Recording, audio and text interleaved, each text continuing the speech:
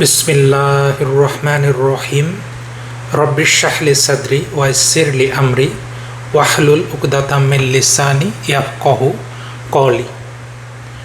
পবিত্র জুম্মা মুবারক। এই জুম্মার পবিত্র দিনে রাসূল সাল্লাল্লাহু আলাইহি ওয়াসাল্লামের কয়েকটি হাদিস নিয়ে আলোচনা করছি ইনশাআল্লাহ। ইবনে উমর এবং আয়েশা রাদিয়াল্লাহু তাআলা আনহা বলেন, রাসূলুল্লাহ সাল্লাল্লাহু আলাইহি ওয়াসাল্লাম বলেছেন, জিবরাইল আলাইহিস সালাম এসে আমাকে প্রতিবেশীর ব্যাপারে অবিরত উপদেশ দিতে থাকলেন। এমনকি আমার মনে হলো হয়তো তিনি প্রতিবেশীকে ওয়ারিশ বানিয়ে দিবেন। হাদিসটি এসেছে বুখারী এবং মুসলিম শরীফে। অন্য একটি হাদিসে এসেছে, আবু যর রাদিয়াল্লাহু তাআলা আনহু বলেন, রাসূলুল্লাহ সাল্লাল্লাহু আলাইহি ওয়াসাল্লাম বলেছেন, হে আবু যর, যখন তুমি তরকারি রান্না করবে তখন তুমি একটু বেশি পানি দিও এবং ঝোল বাড়িয়ে দিও এবং তোমার প্রতিবেশীকে সেখান থেকে দাও। হাদিসটি এসেছে মুসলিম শরীফে। আবু হুরায়রা রাদিয়াল্লাহু তাআলা আনহু বলেন, রাসূলুল্লাহ সাল্লাল্লাহু আলাইহি ওয়াসাল্লাম বলেছেন, আল্লাহর শপথ ঈমানদার নয়, আল্লাহর শপথ ঈমানদার নয়, আল্লাহর শপথ ঈমানদার নয়। তখন জিজ্ঞেস করা হলো, ইয়া রাসূলুল্লাহ, কে ঈমানদার নয়? তিনি বললেন, যে ব্যক্তির অনিষ্ট থেকে তার প্রতিবেশী নিরাপদ থাকে না। হাদিসটি এসেছে বুখারী এবং মুসলিম শরীফে। অন্য একটি বর্ণনায় আছে, রাসূলুল্লাহ সাল্লাল্লাহু আলাইহি ওয়াসাল্লাম বলেছেন, যে ব্যক্তির অনিষ্ট থেকে তার প্রতিবেশীরা নিরাপদ থাকে না সে জান্নাতে যাবে না। তাহলে এখানে আমরা কয়েকটা হাদিস দেখলাম প্রতিবেশীর ব্যাপারে, এবং প্রতিবেশীর ব্যাপারে রাসূল সাল্লাল্লাহু আলাইহি ওয়াসাল্লামের শিক্ষা কী। প্রথম হাদিসে রাসূল সাল্লাল্লাহু আলাইহি ওয়াসাল্লাম বলছেন যে জিবরাইল আলাইহিস সালাম এসে তাকে প্রতিবেশীর ব্যাপারে উপদেশ দিতে থাকলেন এবং তার এক পর্যায়ে তার মনে হলো যে এই প্রতিবেশীকে ওয়ারিশ বানিয়ে দেওয়া হবে। দেখেন, ওয়ারিশ আমরা কাকে বানাই? ওয়ারিশ বানাই আমাদের বংশধরদের, আমাদের ছেলে মেয়ে, আমাদের স্ত্রী, আমাদের ভাই বোন, বাবা মা, এরা হচ্ছে ওয়ারিশ, পরিবারের ভিতরে ওয়ারিশ, যাদের সম্পত্তি থেকে তাদেরকে ভাগ দেওয়া হয়।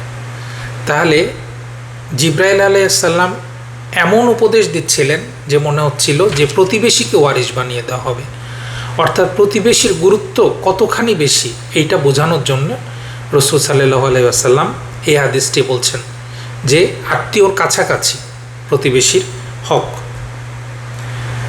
এবং আরেকটি হাদিসে আসছে যে রাসূল সাল্লাল্লাহু আলাইহি ওয়াসাল্লাম বলছেন, যখন তুমি রান্না করবে তখন ঝোলের ভিতরে তুমি একটু পানি বাড়ায় দাও যাতে এই ঝোলটা তোমার প্রতিবেশীর সাথে তুমি শেয়ার করতে পারো। এটা সেই সময়ের অবস্থা যখন মানুষের ভিতরে তীব্র অভাব ছিল। মানুষ হয়তো অল্প একটু মাংস দিয়ে অনেকখানি ঝোল দিয়ে রান্না করতো যাতে পরিবারের সবাই সেই ঝোলটা দিয়ে খেতে পারে। সেখানেও রাসূল সাল্লাল্লাহু আলাইহি ওয়াসাল্লাম বলছেন যে পানি একটু বাড়ায় দাও যাতে তোমার প্রতিবেশীকে সেখান থেকে দিতে পারো। তাহলে প্রতিবেশীর গুরুত্ব কতখানি বেশি ইসলামে। এবং শেষ যে হাদিসটা বললাম সেই হাদিসটা যদি আমরা চিন্তা করি অত্যন্ত গুরুত্বপূর্ণ। রাসূল সাল্লাল্লাহু আলাইহি ওয়াসাল্লাম 3 বার বলছেন যে ঈমানদার নয়, আল্লাহর শপথ ঈমানদার নয়। এবং যখন তাকে জিজ্ঞেস করা হলো যে কে ঈমানদার নয়, তখন রাসূল সাল্লাল্লাহু আলাইহি ওয়াসাল্লাম বললেন, যেই ব্যক্তির অনিষ্ট থেকে তার প্রতিবেশী নিরাপদ থাকে না। এবং আরেকটি হাদিসে আসছে যে যার অনিষ্ট থেকে তার প্রতিবেশীরা নিরাপদ থাকে না সে জান্নাতে যাবে না। দেখেন, এই হাদিসটার উপরে তো আমরা বর্তমান প্রেক্ষাপটে আমরা সম্পূর্ণভাবে আমল করা ছেড়ে দিছি। আমাদের প্রতিবেশীর সাথে দেখেন প্রায় প্রত্যেকটা পাড়া মহল্লায় এটা খুব রেয়ার যে প্রতিবেশীর সাথে আপনার ভালো সম্পর্ক আছে। অধিকাংশ ক্ষেত্রে দেখা যায় যে প্রতিবেশীর সাথে খারাপ সম্পর্ক। এবং খারাপ সম্পর্কে এই কারণে যে একজনের অনিষ্ট থেকে আর একজন প্রতিবেশী নিরাপদ নয়।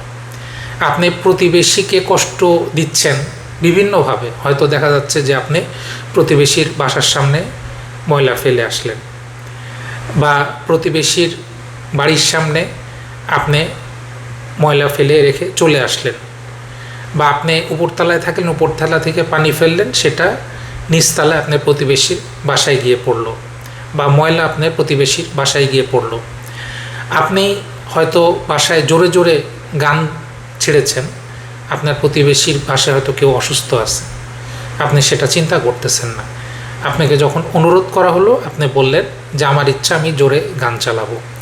তার মানে প্রতিবেশীর ব্যাপারে আমাদের কোনো চিন্তাই নেই।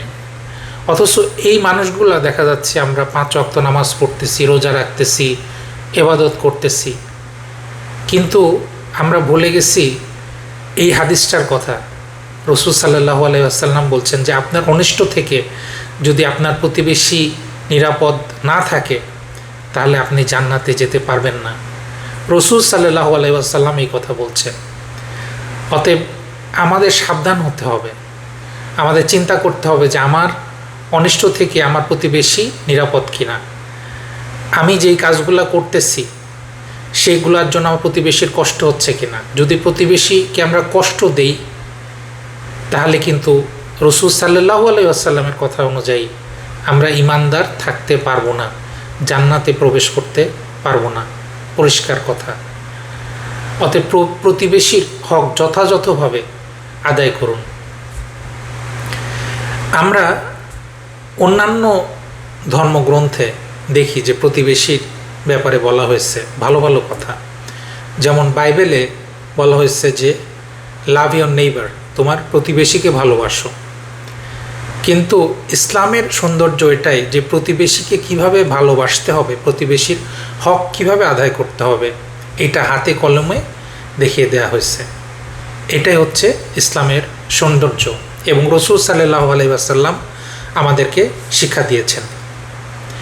প্রতিবেশীর হক আদায় করেও কিন্তু আমরা ইবাদত করতে পারি। আমরা যদি আল্লাহর ওয়াস্তে, আল্লাহকে স্মরণ করে আমার প্রতিবেশীর হক আদায় করি, আমার প্রতিবেশীকে কষ্ট না দেই, তাহলে এটাও হতে পারে আমাদের জন্য ইবাদত।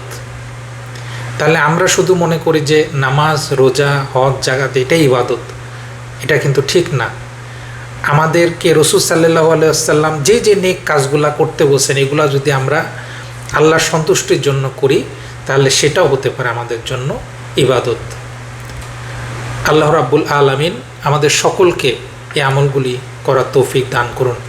আসসালামু আলাইকুম ওয়া রাহমাতুল্লাহি ওয়া বারাকাতুহু।